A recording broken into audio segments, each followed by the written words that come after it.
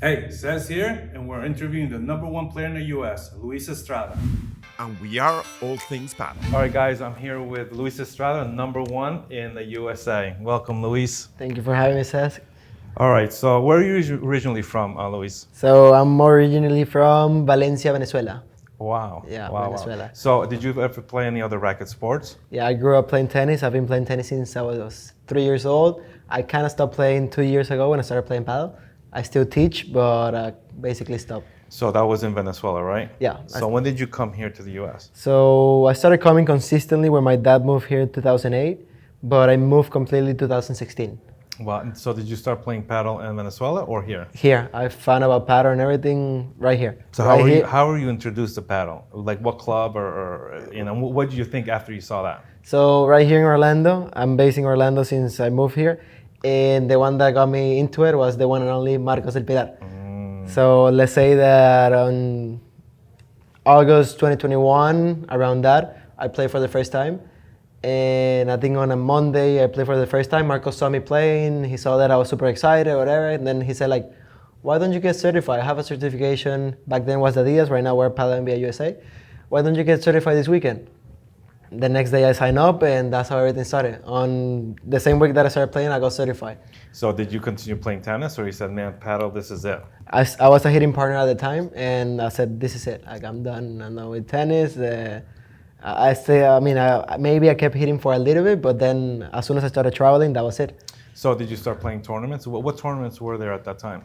So still USPA. I think the first tournament that I played was here in Orlando, actually. It was in October 2021, no, November 2021. And my first one that I traveled was to Houston, to the Woodlands. I played with a friend of mine since we were little, and he'd never played paddle. He played maybe a couple times, and we got destroyed. But that's how it started. I can tell you that for the first year, I didn't win. Maybe I won 2 matches in my first year. So what was it, the transition and the unique shots to paddle? The transition, I think, was key, and that's having a good coach and a good mentor. Marco said, like, you have good hands, you have great volleys, but as long as you don't learn to play paddle, you won't be successful. So for the first year and a half, I was letting the ball go to the wall, seeing the ball come back rolling, and I was like, okay, I'll get it one day, but I was missing and missing and missing until finally everything started clicking. And so when was that? I mean, I call it the stubbornness, like the 1 through 10, especially play tennis. You're jumping up that baseline and you don't want to hit the back wall, and you're smashing everything, and you don't want to learn the other shots. At what point did you say, okay, I got to learn the back walls and I got to learn the unique aerial shots? no, from the beginning. From the great. beginning, Wow. I'm really open. I know it's a new sport. I needed to learn, and also it's good for me that growing up I had good coaches. I mean, I was respecting them. Every single thing that they were saying, I was doing them. So they tell me, okay, you gotta hit the ball with 2 hands in the floor, and then you hit it with your leg. Then I would do it. As long as they were saying it, I would trust them. And same thing happened to Marcos. I was fortunate enough that I had somebody that he was good and that I could trust right from the bat. So was he your coach? Yeah, you can say, even though he's the one that made me the player that I am today. Wow. So wow. the reason that I'm where I'm at is because of Marcos de Pilar, and he knows it. And he knows. Now, do you have another coach, or is it just still him? Just Marcos. Wow. Yeah. Wow. And you're coach now as well, right? Yeah, I mean, I got certified right there. I was helping him. I helped him for around 2 months here in Orlando. Then I went back to tennis because I had more freedom working with my dad. He was more successful with we have a tennis academy here in Orlando. So I went back to tennis to coach, so that will give me more time to travel and play because I have more freedom. So let's talk about that. Do they have padel courts there at your dad's? No, it's facility? actually where right now the USTA National Campus is actually across the street. The neighborhood in front of it is a private community. We have 6 tennis courts. They're thinking maybe I don't think it's gonna happen soon, but they have space to put some paddle courts. I'm sure you're probably pushing it. Come on, come on. It will happen. It'll happen. I'm sure it will. I'm sure it will. Okay, so I mean, you've climbed up the ladder to become number one. How difficult was that? He wasn't from the beginning, but being honest, seeing the guys that were at the top at the time when I started, I was like, okay, I want to be there. Then the second, third tournament, I was like, okay, actually, I just need to put the work and I can be there. Nobody was taking it completely seriously here in the US. until people actually started training or whatever. But also I got fortunate enough that Marcos also introduced me to Nico Agritelli, to Nicolas Agritelli. He made that connection that I think it was life-changing for both. And I always tell him that if he didn't put us together, maybe we would be killing each other right now to competing against each other. Right. So he's your partner, correct? My partner, yeah. We've been playing together for almost 2 years. Yeah. Wow. So does he play left or you play left? I play left. Nico plays right.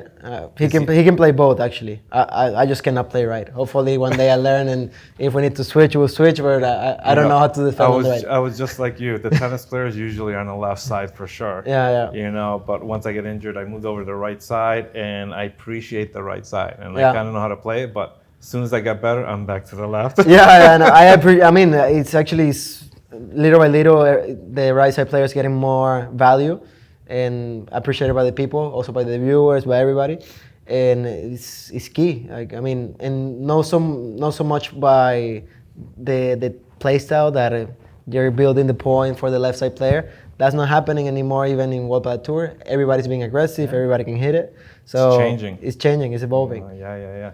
Okay, so you last year you played in the PPL, Yep. right? The LA Beats. LA is that Beat, right? yeah. So 2024, you're gonna be participating in the PPL. I still gonna be with the LA Beat. LA Beats. I'm Wow. still gonna be with the LA Beat. We have some big signings that I cannot announce yet. Come sadly. on, give us a hint. Come on, They're you huge. can't tease us like that. They're huge. I Come mean, on, Luisito, come on. one, everybody knows about him. Everybody knows who Go he is. for it. No, everybody knows who he is. Come on, a little hint.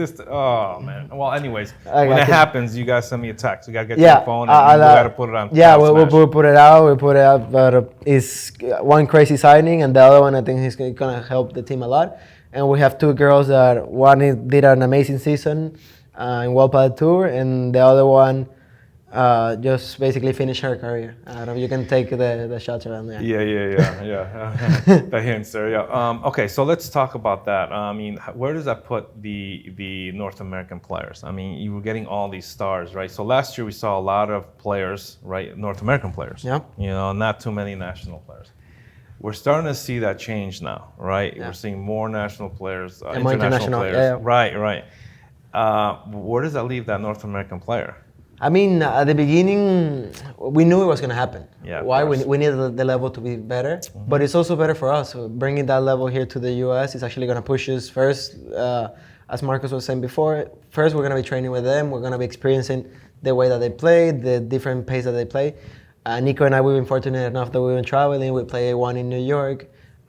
We've seen that it's another level. It's not that we're too far away from it, but we are far ahead in the day-to-day, being at that level every single day. But if the North American player can't be on the team and play with them, then they can't compete. You know, if they're taking their spots. You know, and I understand. You know, the ones that are there, they have to push themselves, which will bring up that level without a doubt. That's the whole goal. That's why I think this year maybe we're gonna get a little bit less playing time. Even though I think I'm gonna be playing a lot, hopefully a lot, but I'm gonna be playing. I think Nico's also gonna be playing a lot. The other ones I don't know. Just those two that I'm really close to. But not only that, I really think that the competitiveness is gonna allow the North American players to push themselves to see that if you don't train, you're not gonna get the opportunity. Right. And I would also add that I don't know if Marcos mentioned it, but the format is gonna change. There's gonna be changes in the middle of the matches. There's gonna be substitutions. Can you talk about that? Substitutions. Yeah, I don't know that. I just know that. I don't know how many or how it's gonna work or when can you do them, but I know that I think everybody should get a chance to play. If the team allows it, or they're going for the kill, they're going for the win. Right, the win. Yeah. The best play. That's Yeah. usually what That's usually the best play. wants to play. So we'll see. We'll see what happens. Okay, so let's go back a little bit to the North American leagues like the USPA. You're number one, right? USTA. USPA. USPA. This is right. You're number one. So you had some really great players, you know, in there. And now, how close are you guys to? We've been calling it a Classico. You and Nico versus Peter and Hokolba, right? I mean, Yeah. that's kind of like we like to see that, right? Yeah. It's a great match. How close are you closing that gap from, let's say, a year or 2 years ago to now? I would say, a year and a half ago, I think the first meeting that we had against them was in August in San Diego. We got destroyed. I was destruction. You can put a boom. It was, I think we got a bagel in about 15 minutes. Wow. 6-0, and then we lost, I think it was 6-4. And that was a year and a half ago. And now the last two meetings, I think this year, 2 majors. No, 3. San Diego, Texas, and San Diego again. All 3 matches have been in 3 sets. In the first one, we had it. We didn't know how to close it. The second one, we kind of choked. Basically, I think it was more me. I missed a couple easy shots.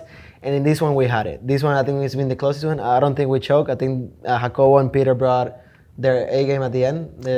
So we were up 3-0, 2 breaks in the third up. We had it. I think this is the time that we had it. We said, like, okay, finally. We have them. So you feel like you're closing that gap. No, we're closing that gap, and they know it. They know it. We love competing against them. They're great friends. We compete inside the court, but outside the court, we're great friends, and that's how we want to keep things here in the U.S. I think the audience loves to see that match. It's just such a great match. We love it. We love it. With the new generation here. Exactly. Experience there, yeah. you know? Oh, my God. Okay, so we look forward to that in 2024 for sure. Hopefully we get more of that. And I assume Nico's going to be your partner this year, right? Yeah, we're going to keep playing together, yeah. All right, so let's talk about your sponsorships. And you're an ambassador, right? Yeah. So what club are you ambassador to? I'm ambassador of Padel House in New York. They've been really supportive to Nico and me. They've been helping us travel, doing exhibitions at Padel House. We got the chance. I think I still think about it, and I think about the fact that we play with 2 number ones, with Juan Martin Diaz and Seba Nerone in an exhibition, is, I go speechless every time I think about it. To play in New York at Domino with the skyline behind us, with the Williamsburg Bridge behind us. It was insane, and we couldn't be more thankful to Padel House and to Santi, to Jordi, to Pablo, to all the Padel House team. We're grateful for that. It's your hard work and timing. Yeah, That's what. No, and the great connections. Yeah. We always gotta stay humble, stay open to opportunities. We all gotta work together. There's no taking away from anything. There's a lot for everybody. So, what are your responsibilities as an ambassador? As an ambassador, first we gotta represent the brand. We gotta make sure that we are good athletes. That we are leading by example. We're not just making a show when we're playing, we're screaming, we're hitting the glass. I think that's the first, and then outside the court, being respectful to everybody. I think when Nico and I, we cover those things completely. I don't think we're never gonna offend anybody, and if we do, maybe we were joking and maybe you took it the wrong way, but I don't think we're ever gonna be disrespectful to anybody. All right, other sponsors that you may have? We have Adidas. They've been also supporting us. We love Adidas. But I think this year we're gonna renew if everything keeps going well. So we're gonna keep going with Adidas, and we really believe in building relationships and going a long way. So I think Adidas trust me since the beginning. I brought him in at the beginning of last year, and we just want to keep building those long, stable relationships. So what do they offer? Just equipment and supplies and maybe travel, or? They're helping us. And they believe in us, so they really want to push us to be the leaders here in the U.S. Awesome. Yeah, I see that. Yeah. Okay, the question I ask a lot of people, players especially, is can you make a living out of playing paddle, and what needs to happen, and when do you think that will happen? Right now, I think Nico and I, we can tell you, for us, it cannot happen right now. Just playing paddle full time, it cannot happen. We're still teaching. Nico's teaching paddle in Dallas. I'm teaching tennis here when I'm back. I think it's going to happen soon. I think it's going to happen really soon. We are training and positioning ourselves so that when that happens, we can be not the first one, but one of the first ones that can say, okay, I can dedicate 100% of my time to train and travel and playing, food and everything. So what do you think needs to happen? We need more bands trusting the sport, getting to know the sport, getting more exposure. PPO is the first example, and the best thing could happen to the U.S. We need prize money tournaments. We need sponsors behind us. And it's not because we want cash just so we can put it in our pocket. No, we need cash so we can actually invest it in ourselves. So we can actually train, we can travel, we can. So you can make it a job. Exactly. You know, because that's what you want to do for a living. Yeah. Yeah.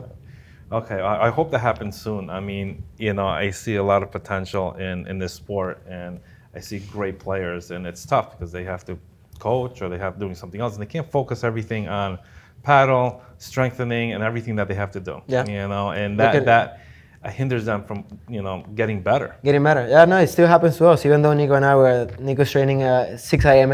I don't know how he does it, but he does it 6 a.m. 3 times per week. He's in the fitness room doing it. I cannot do it at 6 a.m. Nico, sorry, but I do it later. Yeah. I go with Diego that I think he's gonna be here later. But we have to find a way to make it work. So if you don't find a way to make it work and push yourself, if you get in a comfortable situation where you're just relaxing, you say like, wow, I can just stay teaching. I play a couple tournaments, and then when you try to go and compete, you're like, I could be at that level, but I just need to train.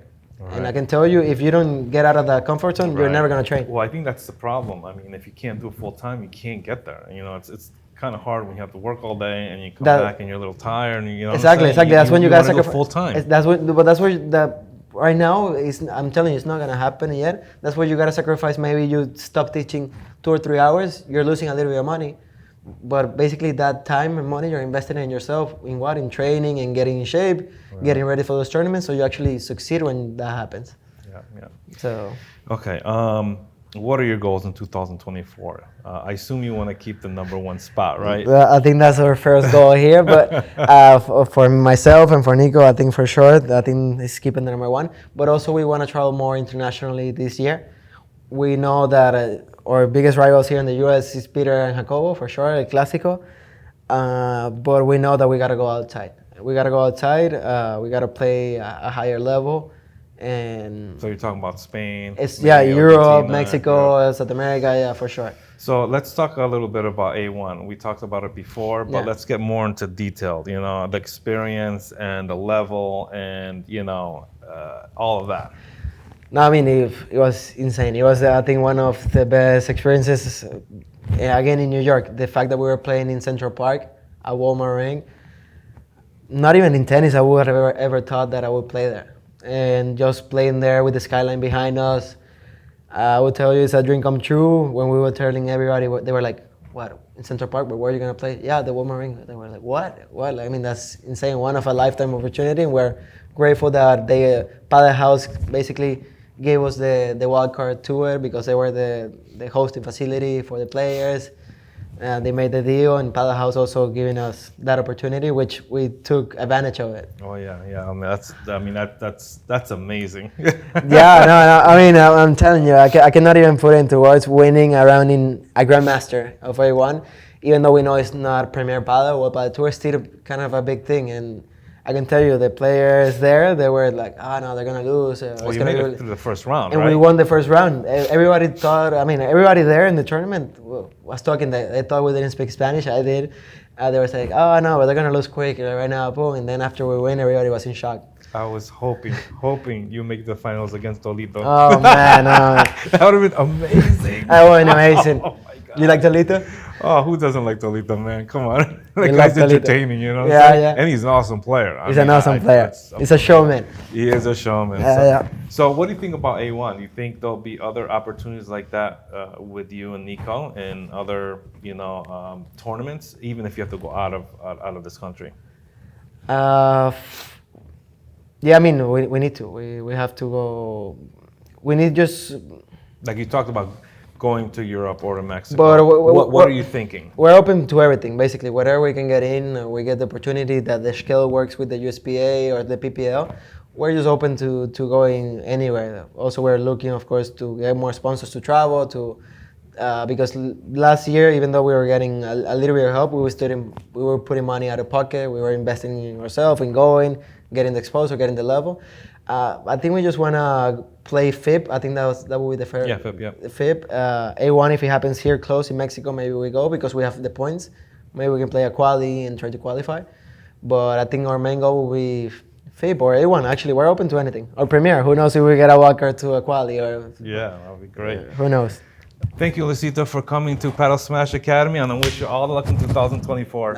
And I want to say bye to all the Padel Smash Academy family. I hope you have a great year and that you keep watching the content from Cesc and everybody. Vamos! Guys, if you haven't already, make sure that you hit that subscribe button and turn on your notifications. And remember, it's free $99. It doesn't cost you anything to hit that subscribe button. Thanks for tuning in to Padel Smash Academy. We hope you'll find our videos informative, helpful in improving your game and learning all things paddle. So until next time, keep improving your game. And remember, learn, play, and share.